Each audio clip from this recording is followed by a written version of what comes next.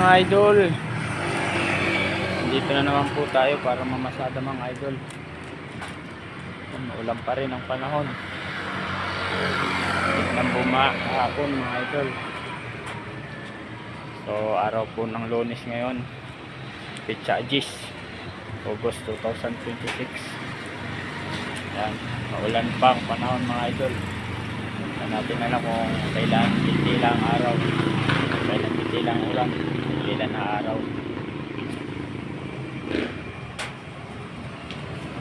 Yan. Yung ating motor, bicycle. So ready na sa pamamasada na naman. Sana magkaroon na ng sakay. Kahapon walang gaano sakay mga idol. Maghapon ng ulan. Ngayon naman pambon-ambon. Sana tumila na. Wala hindi na mangamba yung ating mga propapits. That's access mga idol. Magandang umaga. Ayan, dahil lang tayo nasakay mga idol.